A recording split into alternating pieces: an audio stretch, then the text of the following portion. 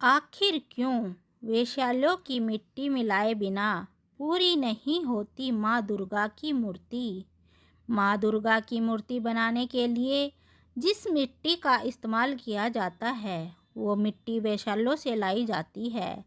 जी हाँ, समाज की उन्हीं बदनाम गलियों से मिट्टी लाकर माँ दुर्गा की मूर्ति बनाई जाती है।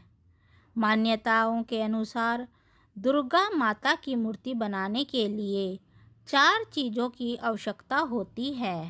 पहली, गंगा तट से लाई हुई मिट्टी। दूसरा, गोमूत्र।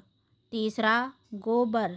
चौथा, वेश्यालय की मिट्टी या फिर किसी ऐसी जगह की मिट्टी जहाँ जाना मना हो। इन चारों चीज़ों से बनी मूर्ति ही पूर्ण मानी जाती है।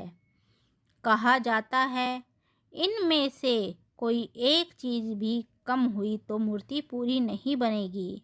ये रिवाज आज से नहीं बल्कि सालों से चला आ रहा है। वेश्यालय से मिट्टी लाने का रिवाज भी बहुत अनोखा है। मान्यता है कि मंदिर का पुजारी वेश्यालय के बाहर जाकर वेश्याओं से अपने आंगन की मिट्टी मांगता है।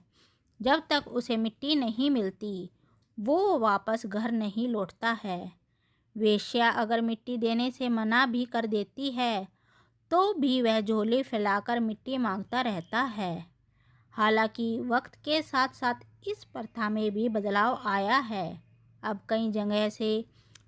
कई जगह पर पुजारी की जगह मूर्तिकार वेश्यालय जाकर मिट्टी मांगते हैं। माँ दुर्गा की पवित्र मूर्ति बनाने के लिए वेश्यालय के आंगन की मिट्टी लाने के पीछे कई मान्यताएं हैं। पहली मान्यता ये है, जब कोई व्यक्ति वेश्यालय जाता है तो वह अपनी पवित्रता उसी के द्वार पर छोड़ जाता है। इसलिए वेश्यालय के आंगन की मिट्टी को सबसे पवित्र माना जाता है।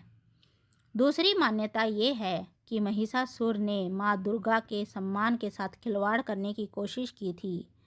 उसने माँ दुर्गा की गरिमा को ठेस पहुँचाने की कोशिश की और इसी वजह से माँ ने उसका वध किया।